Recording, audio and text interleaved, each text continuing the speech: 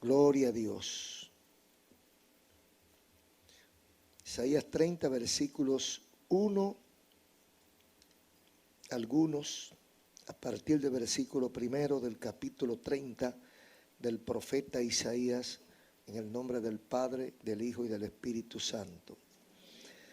Ay de los hijos que se apartan, dice Jehová, para tomar consejo y no de mí, para cobijarse con cubierta y no de mi espíritu, añadiendo pecado a pecado, que se apartan para descender a Egipto y no han preguntado de mi boca, para fortalecerse con la fuerza de Faraón y poner su esperanza en la sombra de Egipto.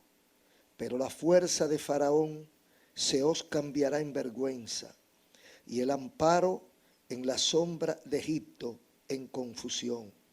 Amén. Pueden acomodarse. Glorificado Jesús.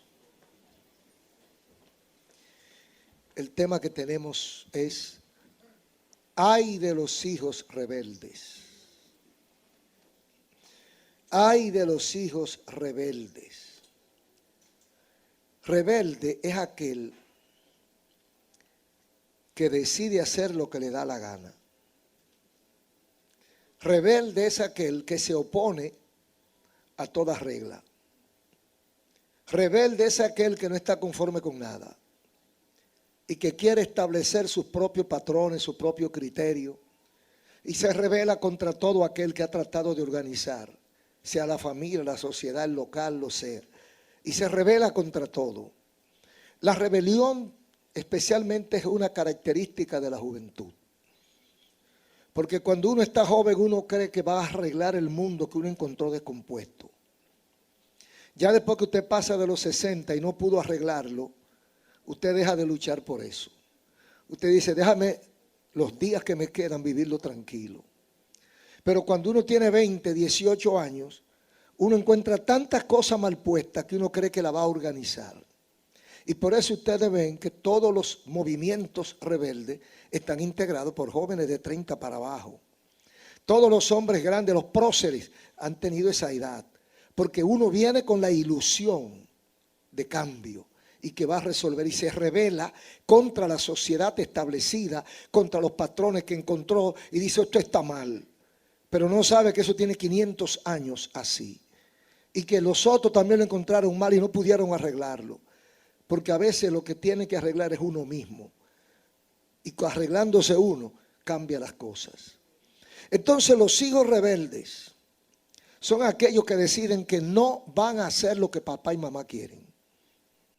Hijos e hijas rebeldes son aquellos que se oponen a las reglas de la familia. Papá está pasado. Mamá está vieja. Ya ella no piensa como yo. Yo soy una muchacha moderna. Yo soy una muchacha in. Yo soy una persona siglo XXI. Yo tengo que cambiarme estos senos porque estos senos no me funcionan bien. Se equivocó Dios. Me voy a cambiar esta nariz porque esta nariz no funciona, se ve mal. Se equivocó Dios. Yo no sé si usted ha visto que cuando fabrican un carro, un vehículo, los ingenieros toman en cuenta la carga que se presume va a llevar ese vehículo. Y le ponen el tamaño y el ancho de las llantas, de las gomas, los ejes y todo guarda una correspondencia. Porque usted no puede poner un eje o una goma de una jipeta a una patana, ni viceversa. Si le pone la goma de la patana a la jipeta no puede con ella. Y si le pone la goma de la jipeta a la patana, se derrienga. Ahora hay gente que nacieron con una nariz y se la quieren cambiar. Parece que Dios no sabía lo que estaba haciendo. Esa nariz ancha tiene su ventaja. Usted sabe la cantidad de oxígeno que entra por ahí. Para la gloria de Dios. Entonces el rebelde se opone a lo que Dios hizo. El rebelde se opone a lo que encontró establecido. Entonces estos muchachos, esta muchacha, la mamá le dice, no te haga eso. Es que tú estás pasada y va a su cirujano plástico y se arregla. Muchas se han quedado en el quirófano, las pobres, por no llevarse de consejo. No se lo dicen a la mamá, porque la mamá se va a oponer. Segurito que la mamá se va a oponer. ¿Por qué? Porque la mamá nació, se crió y se puso vieja así, sin hacerse arreglo. Entonces ella dice, tú no necesitas arreglo. Al que tú le va a gustar así como tú eres. Y al que no le guste como tú eres, que se vaya para otro lado. Porque tú eres una hija de Dios. Tú eres un hijo de Dios. Pero el rebelde no oye a los padres. Porque cree que sus padres están fuera de tiempo. Entonces se oponen. Mire, casi en toda la familia hay un hijo o una hija rebelde. ¿Cuántas lágrimas? ¿Cuánto sufrimiento? ¿Cuánto dolor causan los hijos rebeldes? ¿Cuántas noches sin sueño? ¿Cuántas enfermedades? Porque hay madres que se han enfermado del corazón por causa de un hijo. Y aquí es posible que hayan 2 o 3. Hay madres y padres que se han enfermado por la desesperación que le provocan algunos hijos o hijas. Que todo lo que ellos establecen, ellos lo violan. Llega antes de las 10, ellos llegan a la 1. Y esa vieja se queda despierta hasta que ese hijo llega. ¿Y dónde está el hijo? En el parque, en la discoteca, en la playa, donde le dé la gana. Y la mamá sufriendo en la casa. Hasta que ese muchacho llega y entra por esa puerta.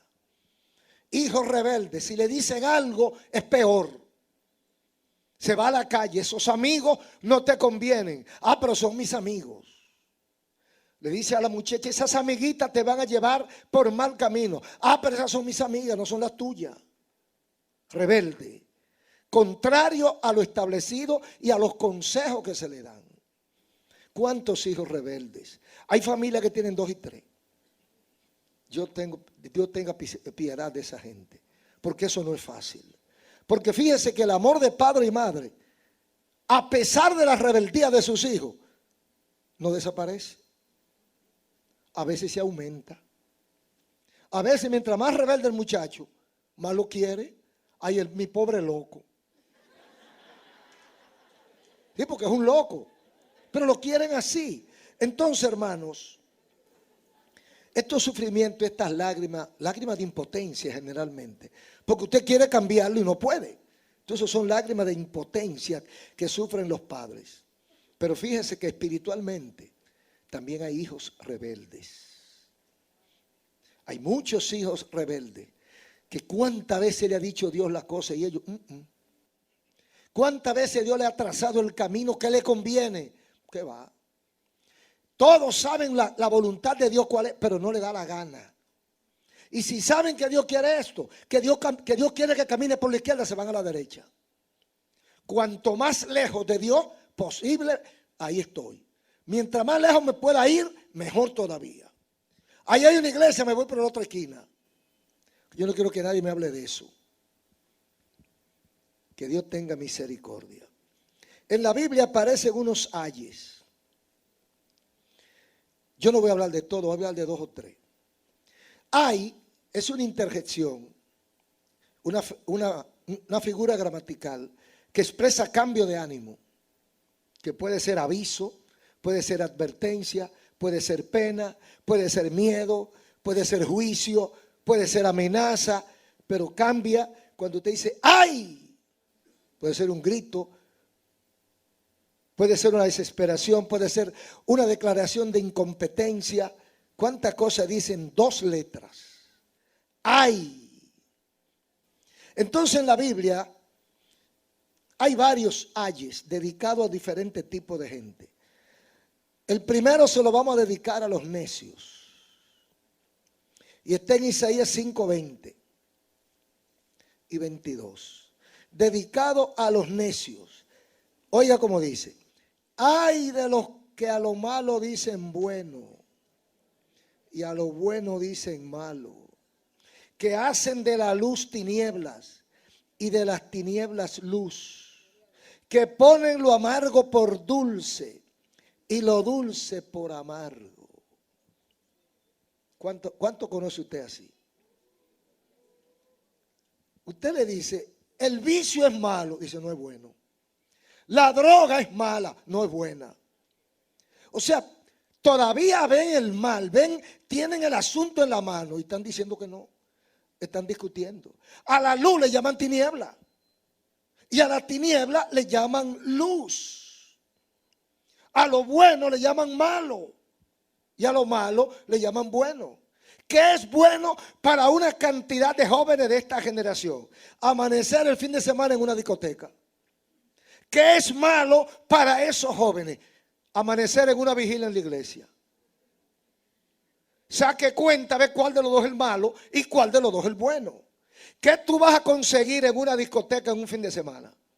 Lo más sencillo es un botellazo en la cabeza a media luz, que después no sabe ni quién fue que te lo dio.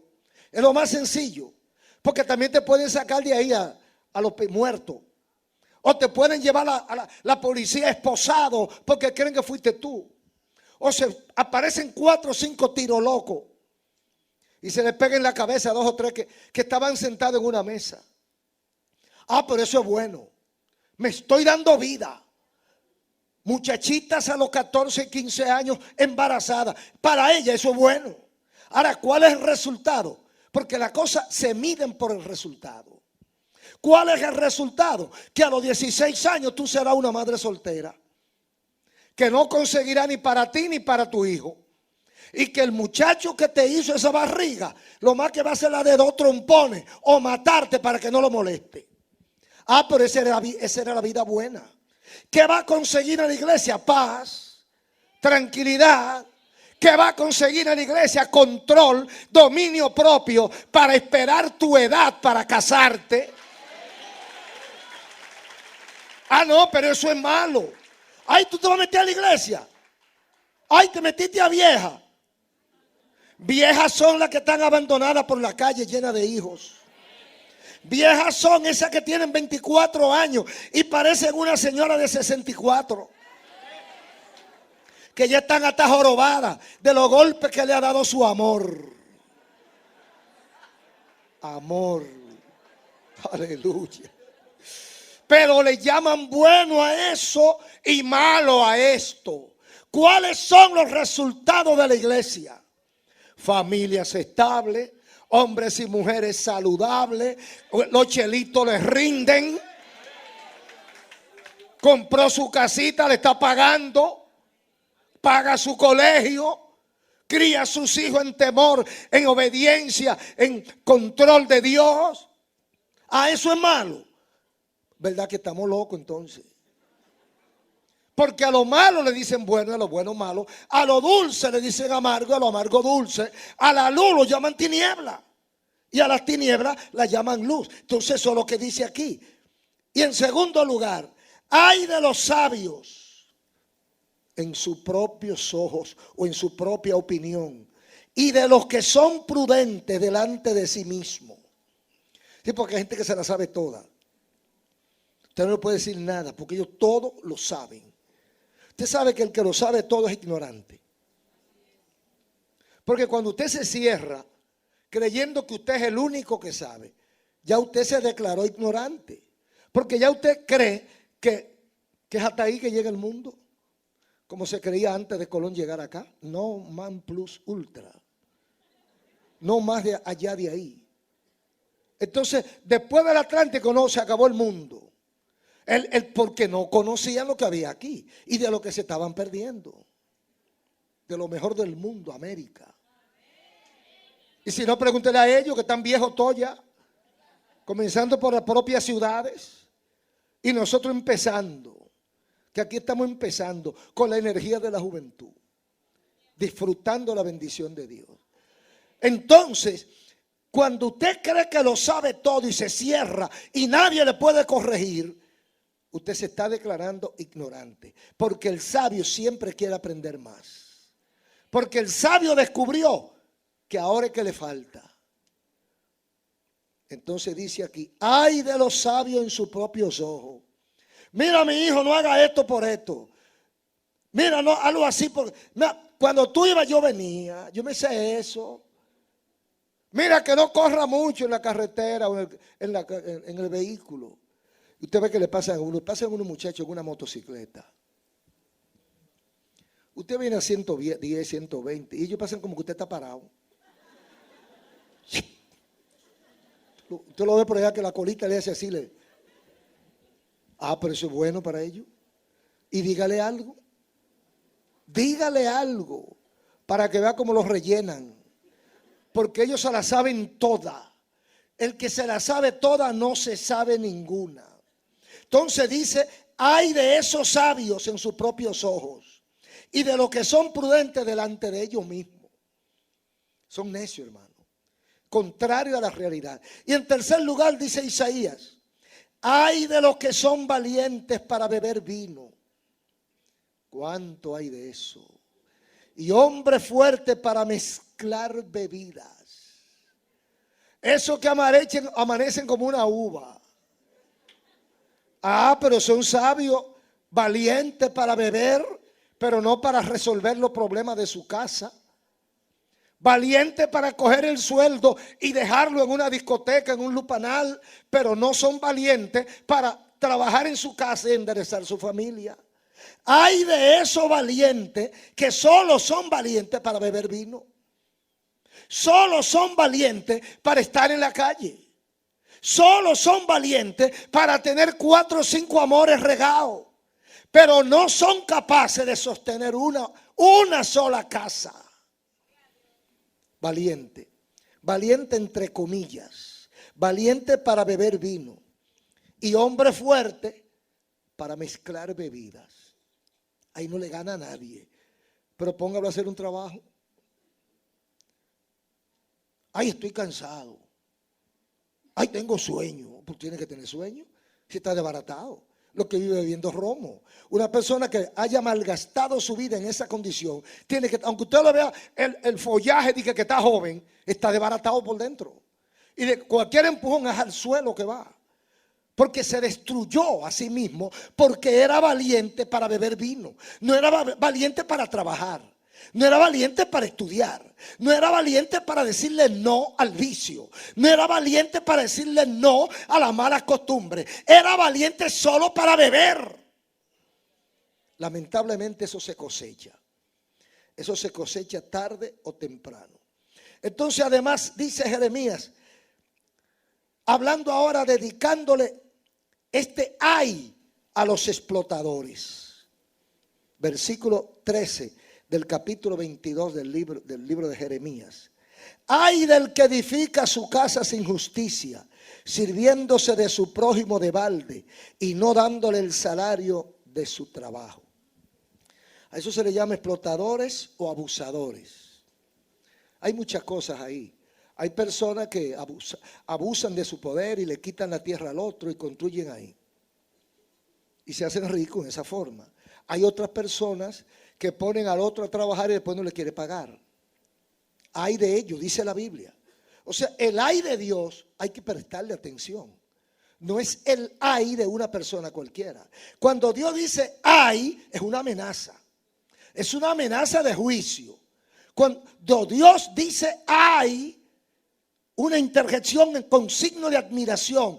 Ay, tú no sabes lo que te viene. Ay, tú no sabes en lo que te está metiendo. Ay, tú no sabes del mañana. Ay, ay, ay. Cuando Dios dice ay, hay que prestarle oído. Y cuando Dios dice ay, usted se detiene, analiza, reflexiona y entonces continúa. Porque cuando Dios dice eso, es como una luz amarilla del semáforo. Vete parando porque viene un camión. Tú le haces caso al ay de Dios. Te metiste, te pasó por encima el camión. Esos son los ayes de Dios. Entonces, ay del prójimo que abusa del otro. Hay mucha gente que se ha hecho grande a costa de los chiquitos, abusando y aplastando. Y el Señor tiene su reserva para ese tipo de gente. Hay una advertencia de juicio para aquellos cuya alma, según la Biblia, según Dios, no es recta. Y en Habacuc capítulo 2, Dios advierte varios ayes. Capítulo 2 de Habacuc. El primer ay de Habacuc está en el versículo 12. Va dirigido, dedicado a los criminales, a los sicarios, a los asesinos. Ay del que edifica ciudad de sangre, con sangre, y del que funda una ciudad con iniquidad. Hay el que impone su criterio a base de sangre. Ese es otro tipo de abusador. Pero ya este no es el que explota comercialmente o laboralmente al otro, sino el que llega más allá y le quita la vida al otro y establece sus reglas a base de sangre. Hay de esa persona. El Señor lo toma en cuenta. A veces la gente cree como que Dios está olvidado del mundo y no está atendiendo. Todas estas cosas que están pasando y que han pasado, el Señor las ha advertido y tiene el propósito, tiene su propósito para advertirlo. Ay del que edifica ciudad con sangre. Y en segundo lugar dice Habacuc 2:15. Ay del que da de beber a su prójimo. Ay de ti que le embriagas con vino para mirar su desnudez. Eso casi no se habla. Pero hay gente que emborrachan al otro para aprovecharse de su borrachera. Hay gente que emborracha a una mujer para violarla. Dios lo toma en cuenta. Hay gente que emborracha a un menor para violarlo. Dios lo toma en cuenta. Hay hombres que llevan a sus hijos a un cabaret para que aprendan a ser hombres. Dios lo va a tomar, lo está tomando en cuenta. O sea, usted está abusando de la integridad de otra persona. Entonces Dios lo toma en cuenta y habla con los bebedores. Habla con los que impulsan al otro a beber para aprovecharse de ese vicio o de esa debilidad. Hay otros que ponen al otro a tomar y ellos no toman, porque lo que quieren es el abuso para quitarle lo suyo. Ha habido casos, eso ha salido en los periódicos muchas veces, de mujeres que engañan hombres, los llevan a la cabaña. Ellos creen que son ellos que la llevan a ella. Y son ellas que lo llevan a ellos. Y allí le dan una cosita. Y lo dejan desnudo. Le llevan el dinero. A veces lo dejan hasta lo amarran. Y cuando él despierta, la sorpresa. La mujer no se sabe dónde está y acabó con todo. Entonces, eso viene de ahí. Ay del que da de beber a su prójimo para aprovecharse de él. Eso pasa de lado y lado, Eso pasa de parte y parte, porque ese es el mundo que vivimos. Esa es la sociedad de gente mala. La mayoría de la gente no piensa bien. Entonces quiere aprovecharse de la debilidad del otro, siendo ambos supuestamente hijos de Dios. También está el ay de Apocalipsis. Hay varios, pero vamos a tocar uno, que es el versículo 13 del capítulo 8 del libro de Apocalipsis. Hay, esos son tres ayes juntos. Y va dirigido a los habitantes de la tierra. Apocalipsis 8:13. Ay del que da de los que moran en la tierra a causa de los otros toques de trompeta que están para sonar los 3 ángeles restantes. 8:13 de Apocalipsis. Estos son unos ayes sumamente peligrosos. Cuando abren el 7º sello, se hizo silencio en el cielo como por media hora. Luego aparecen los ángeles con las 7 trompetas y comienzan a tocarla. Cuando el ángel toca la 5ª trompeta, dijo: ay de los que moran en la tierra a causa de los que faltan, de los toques de trompeta que faltan. Está hablando de juicio. Está hablando que lo que ha pasado no es nada comparado con lo que viene. Y si usted lee los primeros capítulos de Apocalipsis, se va a dar cuenta qué es lo que va a pasar. Entonces dice este ángel: ay de los que están en la tierra por lo que falta, por los otros toques de trompeta de los ángeles que me van a preceder. Por ejemplo, 9:1 de Apocalipsis, las consecuencias de esto que va a ocurrir. Dice, el quinto ángel tocó la trompeta y vi una estrella que cayó del cielo a la tierra. Se le dio la llave del pozo del abismo. Abrió el pozo del abismo y subió humo del pozo como humo de un gran horno. Y se oscureció el sol y el aire por el humo del pozo, y del humo salieron langostas sobre la tierra. Y se le dio poder como tienen poder los escorpiones de la tierra. El humo eran demonios. La cantidad de demonios era tan grande que parecía una nube y tapa el sol. Entonces es lo que está diciendo el ángel. Ay de los que moren en la tierra a partir de este momento. Está hablando Dios. Entonces todo esto lo hemos dicho.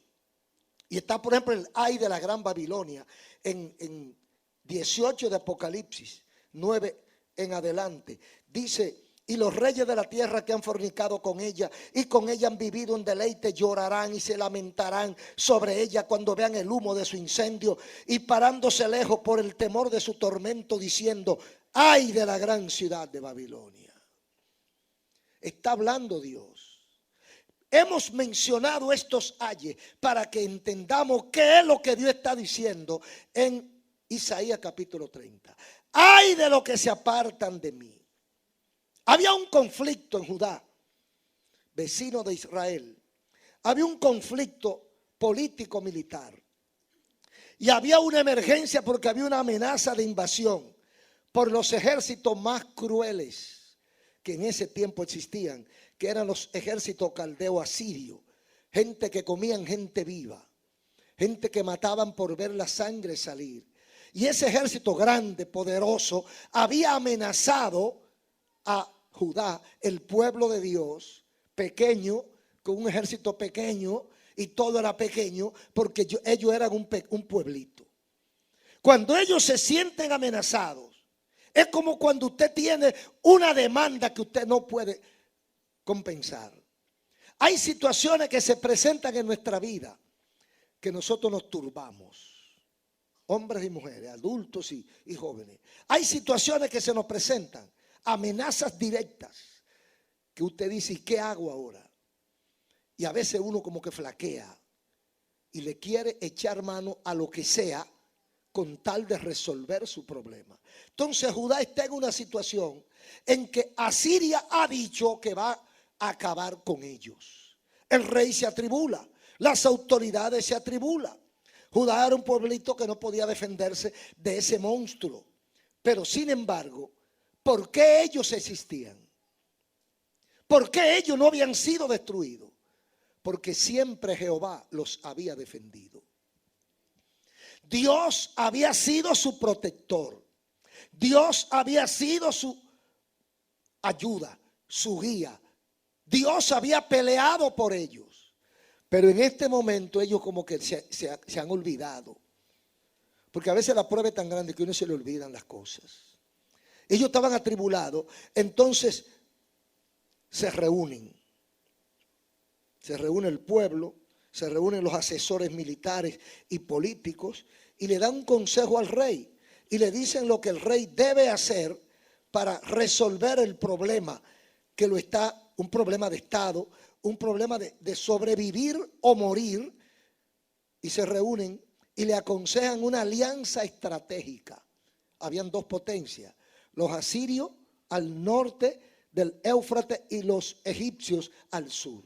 Entonces hay una situación. Si Rusia no me acompaña, me voy con Estados Unidos. Si Estados Unidos me abandona, me voy con Rusia, como le pasó a Cuba. Entonces aquí están ellos entre dos potencias y los asesores le aconsejan: vamos a buscar ayuda en Egipto, porque si no nos van a comer vivos. Vamos a aliarnos con Egipto para que podamos sobrevivir.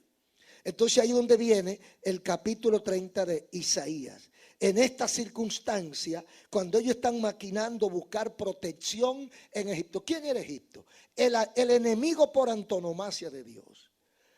Los faraones, los que habían bloqueado al pueblo de Dios históricamente, los que habían luchado contra Dios, los idólatras, los paganos, todo lo malo lo tenían los egipcios. Entonces ahora estos consejeros dicen: bueno, esto es cuestión de vida o muerte.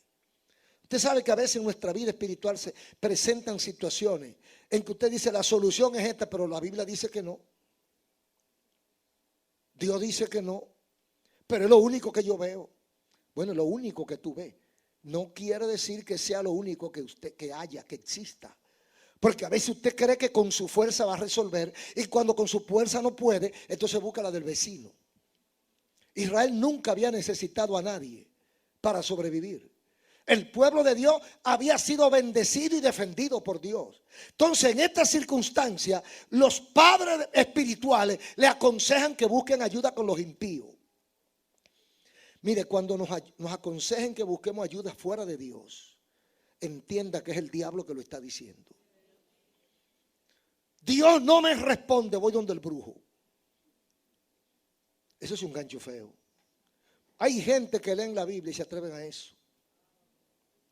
Yo no los entiendo, porque para mí esa persona nunca ha tenido un encuentro con Dios. Realmente no conoce a Dios, tampoco conoce al diablo. Porque el que conoce al diablo no se acerca. Pero hay gente que vive en una ignorancia letal. Entonces, ay, vete allí porque allí te resuelven. Date un baño para que se arregle tu matrimonio. Vete a buscar, que yo conozco una señora que da una botella, que da unos ensalmos, que ese hombre se va a poner, que no habrá más mujer en el mundo, solamente tú. Y hay mujeres que caen en el gancho. Hay gente que están en una prangana, en una miseria espantosa, y no salen de un problema económico. Y el diablo le manda un mensajito. Hay un hombre allí que sabe mucho. Y tú vas y haces una consulta con él y él te va a ayudar. Yo no sé si ustedes han oído decir que el diablo tiene 2 sábanas. Yo creo que tiene más, pero la gente dice que tiene 2. Una corta y una larga. El diablo es abusador, es traidor, es malo. Entonces pone a la gente a creer una cosa y después le sale. Yo conocí el caso de un señor en Santo Domingo que aspiraba a poder y riqueza y lo consiguió. Y alguien que era de adentro de la familia se convirtió y me dio la información. Y esa persona quiso engañar al diablo y le vendió sus 2 hijos, la hembra y el varón. El varón se mató, primero tuvo su éxito. Creyeron que consiguieron las cosas, pero ellos pensaron que se iban a poner viejos disfrutando y ya no le importaba. No, Satanás no es tonto, es un gran negociador. Hizo el negocio y antes que el padre muriera, mató al hijo en un accidente. Se lo llevó. Y la hija se puso loca y la tenían encerrada en un cuarto en la casa. Y a poco tiempo muere también el padre. Y lo que le dio se quedó todo. Porque así juega el diablo. Entonces hay gente que creen al diablo y van para que le hagan el ensalmo para resolverle el problema del hogar o el problema económico que tiene. Satanás te presta 100 y te cobra 1000. Satanás te da 10 centavos y te arranca el alma. Satanás te hace rico, pero te quita la paz por toda la vida. Satanás te resuelve el problema económico, es verdad. Satanás te resuelve el problema de amor, el problema pasional, pero jamás será feliz, jamás tendrá tranquilidad y al final perderá tu alma y tu cuerpo. El rey de Judá creyó el cuento y fue a hacer alianza con Egipto. Y sale el profeta. Porque Dios es así. Usted hace lo que usted le da la gana, pero no es porque Dios no le avisa.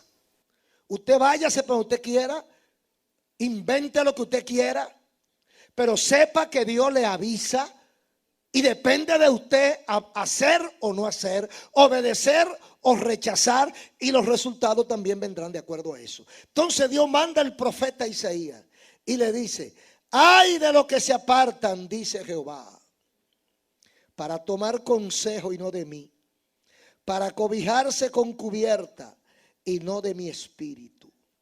Ahí está el primer ay para la gente de Judá. Ay de los que se van de la mano de Jehová. Ay de los que no quieren escuchar su consejo. Ay los que buscan otra sombrilla. Yo no sé cuánto habrán aquí de aquellos que creen como que Jehová no es capaz de resolverle su problema. Porque a veces uno como que se turba y el diablo lo engaña y cree que Dios se está dilatando demasiado. Hay una canción que dice que cuando Dios está en silencio porque está trabajando. Hay veces que nosotros abortamos el plan de Dios. ¿Por qué? Porque ya a Dios le falta poco tiempo para resolver el problema y yo creo que falta una eternidad.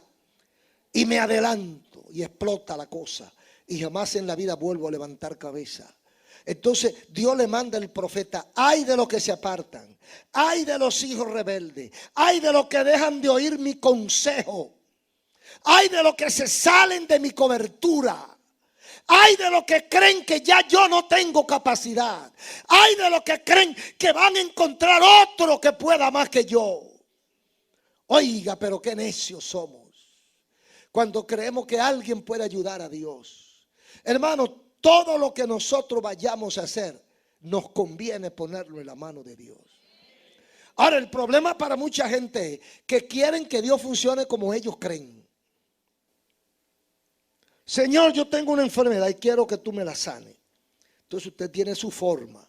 Usted quiere como el general Naamán, que le haga un ensalmo y se le quite la lepra. No, Dios tiene su propio método y no lo repite.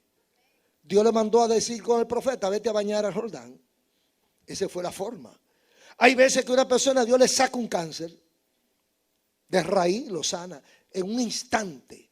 Hay otro que habla con una vieja de la iglesia y Dios le dice a una hermana que está orando y soñando, y la hermana tiene una visión y Dios le dice: hazle un té de raíz de palo verde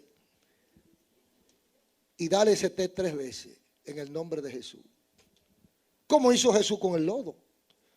Cristo pudo sanar al ciego sin hacer nada, pero cogió lodo y se lo untó. Entonces a veces yo quiero trazarle pautas a Dios. Señor, yo quiero que tú me arregles mi marido, dicen algunas hermanas.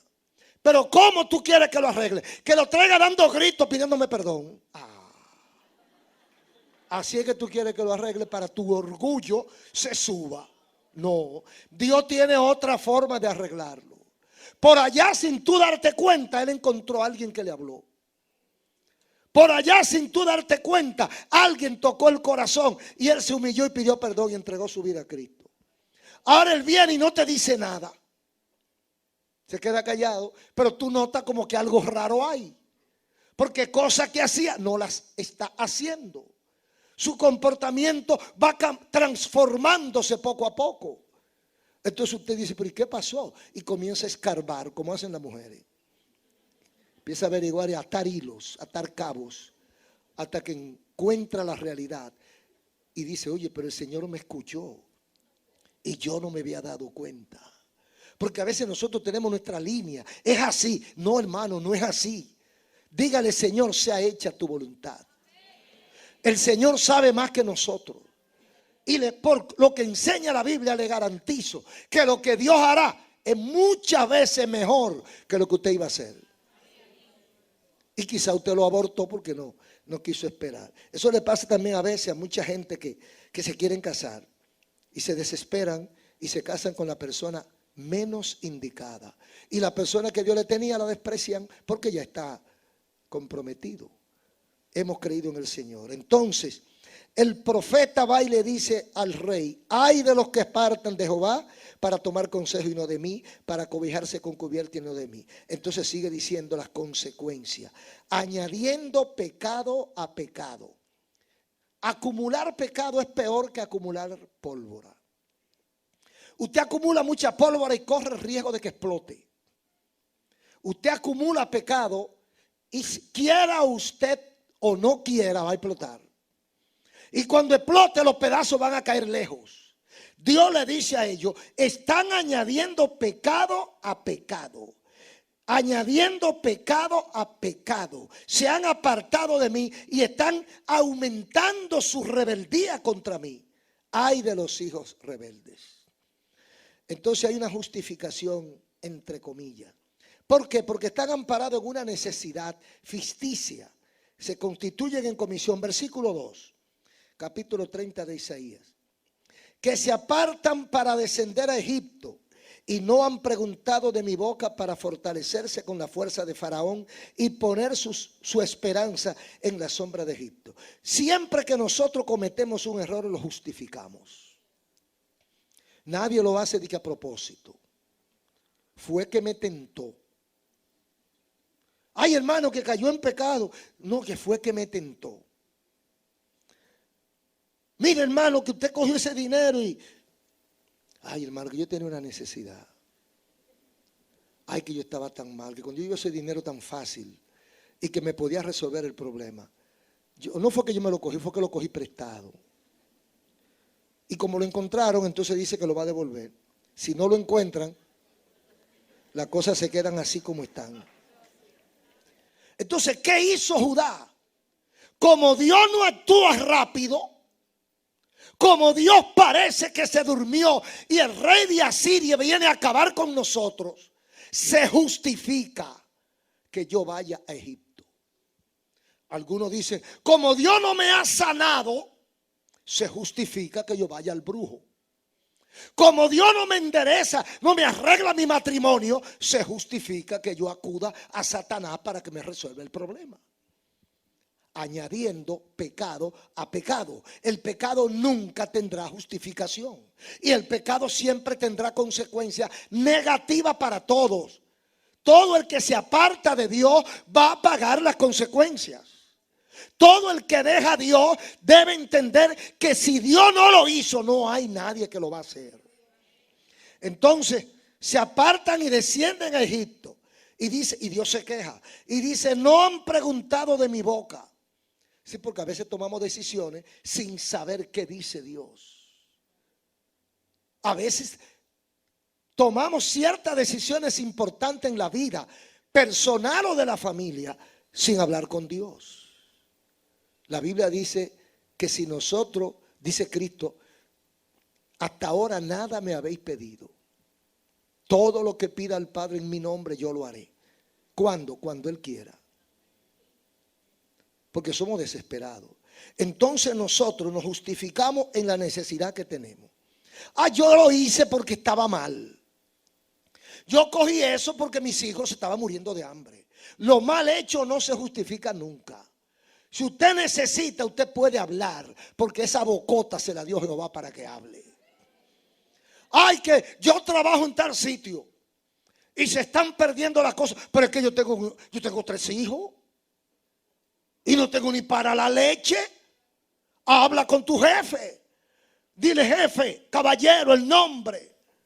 Me estoy cayendo muerta. ¿Cuál es su problema? Tengo 3 niños. El papá desapareció. Me preguntan por la mañana que si hay comida hoy. Y yo le digo que yo no sé. Yo quisiera que usted me ayudara.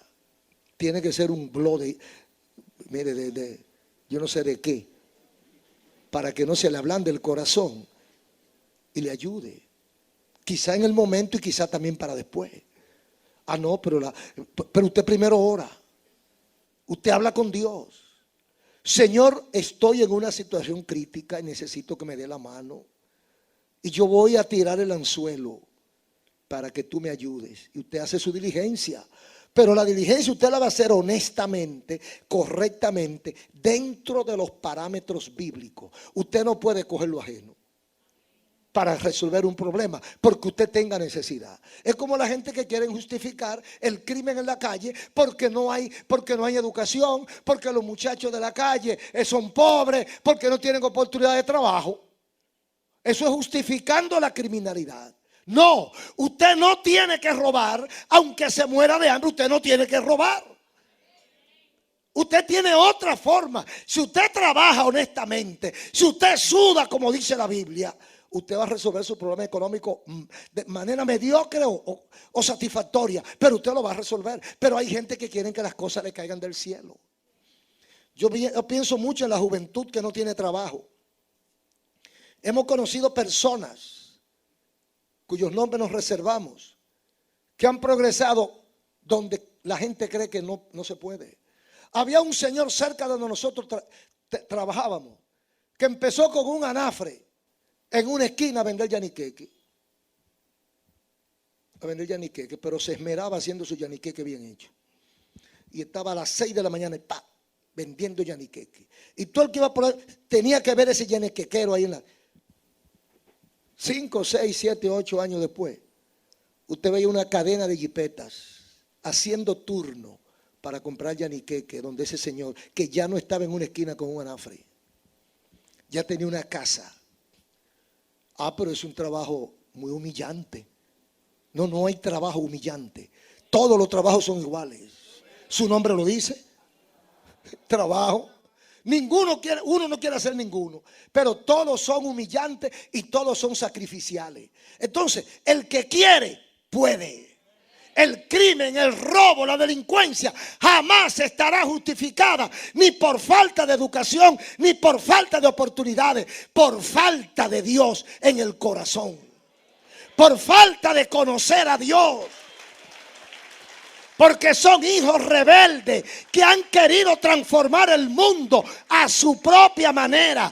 No hay una sola mujer que pueda justificar vender su cuerpo porque tiene hambre. Es porque le falta en la cabeza. Es porque no ha querido doblar el lomo, como decía mi abuelo. No ha querido trabajar y se lo quiere ganar por la vía fácil. Hijos rebeldes que no se quieren adaptar a lo que hay, entonces a veces quieren brincar.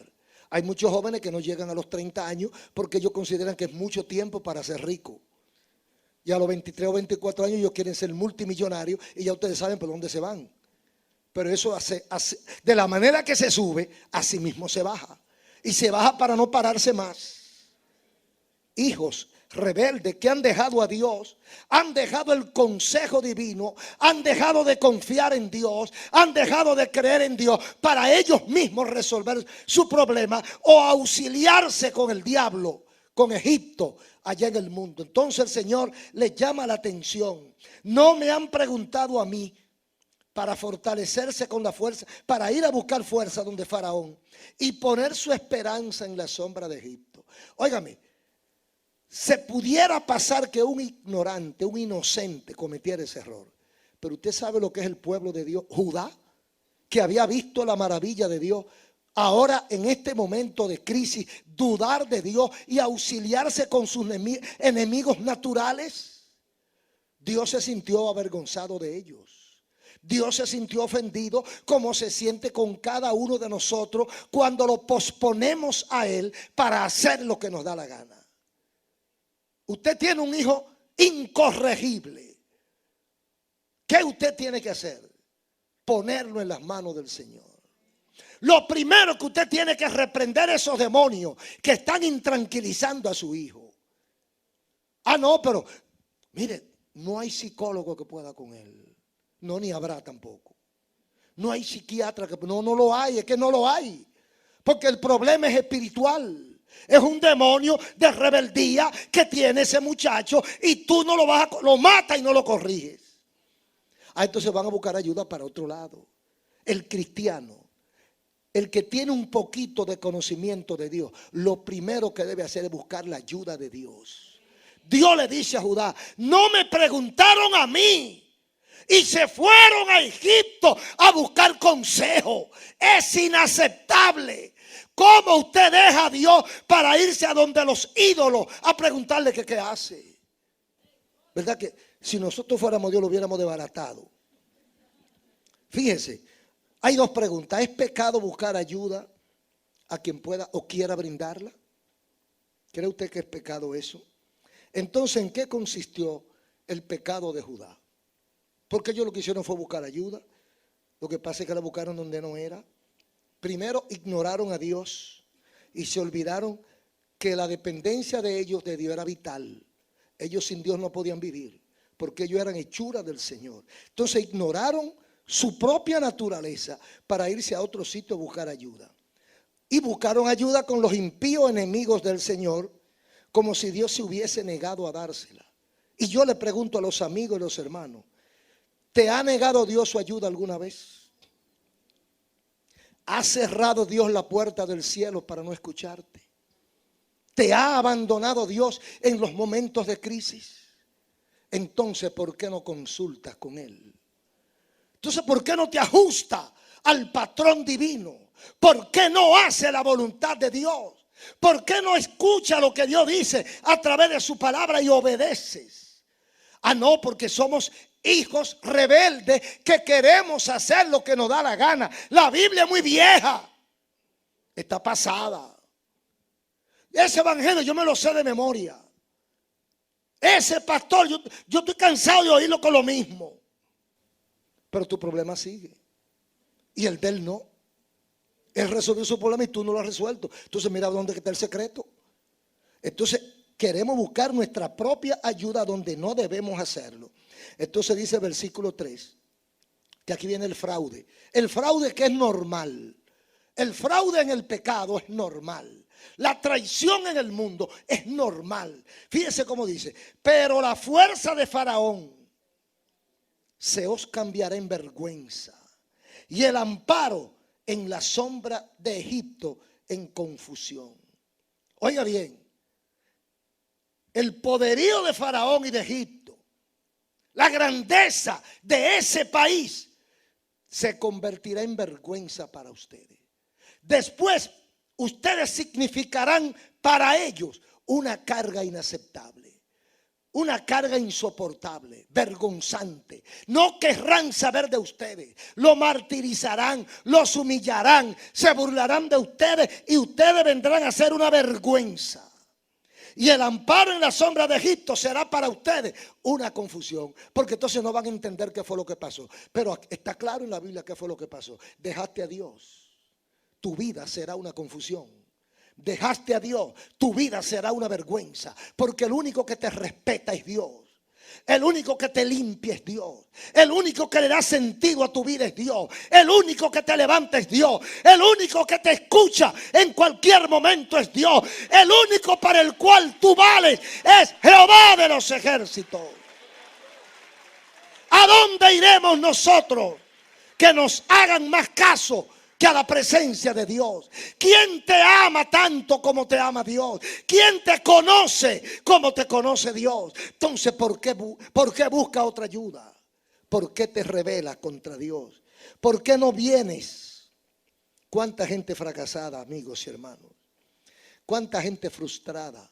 ¿Cuánta gente engañada, llorando en el mundo porque creyeron una cosa y le salió otra? Lloran hoy su desgracia por haber actuado sin esperar la voz ni el consejo divino. ¿Cuánta gente que no quisieron obedecer a Dios están hoy llorando lágrimas de sangre? ¿Cuántas mujeres y hombres están presos o están en el hospital o están heridos con algún miembro de su cuerpo menos por no escuchar la voz de Dios? Porque si Dios te ha pedido algo o tú no le has preguntado a Él, tú no sabes cuál es su voluntad. Entonces, las consecuencias no se hacen esperar. Ay de los que no le hacen caso a la voz de Dios. Ay de los hijos rebeldes. Ay de los hijos desobedientes. Ay de los hijos indiferentes. Dios no te cobra un centavo. Dios te ama así como eres. Dios te quiere así como eres. Dios no necesita nada de ti, pero tú lo necesitas todo de Dios. Dios quiere ayudarte, tú no quieres dejarte ayudar. El Señor quiere arreglar tu hogar, tú no se lo has permitido. El Señor quiere arreglar tu vida, tú te has negado. El Señor quiere romper esas cadenas de vicio y de malos hábitos, tú no lo has permitido. Por eso estás enfermo o enferma. Por eso las pastillas no te permiten dormir. Por eso los médicos no encuentran la solución de tu problema, porque es espiritual y ese problema se resuelve acercándote a Dios. Hijos rebeldes, ay de los hijos rebeldes, mal les irá a los hijos rebeldes, porque como dice el versículo 7, ciertamente Egipto en vano e inútilmente dará ayuda. Por tanto, yo le di voces que su fortaleza sería estarse quieto. Amigo y hermano, tu fortaleza es estarte quieto, confiar en Dios. Tu fortaleza, tu inteligencia, tu grandeza consiste en entender que sin Dios no valemos nada. Entender que Satanás es traidor, que los que le sirven a él también son traidores. Entender que en el mundo solo hay mentira y que la traición está a la orden del día. Y el que hoy es mejor amigo, en minutos o en horas se convierte en el peor enemigo. Y el que tú creías que te iba a dar la mano, lo que hace es que te quita la tabla para que te caigas. Cuando reconozcamos eso, dejaremos de rebelarnos contra Dios y vendremos como mansas ovejas, como dijo Saulo de Tarso. Después que se rebeló contra Dios y perseguía a los que servían a Dios, Dios lo tumba y entonces pregunta: ¿qué quieres que haga? Hay mucha gente que necesitan esos golpes. Hay amigos que saben que Dios le ha hablado muchas veces. Saben que Dios lo está esperando. Saben que han pagado alto precio por no servirle a Dios, pero todavía siguen resistiendo. Todavía quieren, con ese orgullo loco, esa soberbia, imponer su propio criterio. Ay de los hijos rebeldes. Cuando te humilles, serás salvo. Cuando te humilles, serás victorioso. Yo creo que lo que más nos conviene a todos nosotros es humillarnos ante Dios. Si usted no lo cree, pruébelo. Y si no es así, dígame mentiroso. Pero si usted dobla sus rodillas, le pide misericordia a Dios, busque el rostro de Dios y no hay cambio en su vida, entonces se equivocó todo lo que dice la Biblia. Pero no hay un solo testimonio en ese sentido. Todo el que ha venido a Jesús, todo el que se ha humillado delante de Dios, todo el que ha buscado su misericordia, la ha encontrado. Y tú no puedes ser la excepción. Todos nosotros somos bien recibidos por el Señor.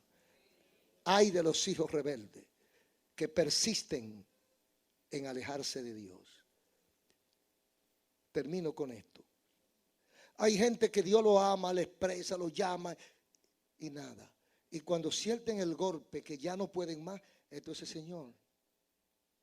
Y el Señor es tan bueno. El Señor es tan bueno que los recibe. Si fuéramos nosotros quizás no los recibiéramos, pero el Señor los recibe. Dios tenga piedad de nosotros. Un aplauso a Cristo. Gloria a Dios.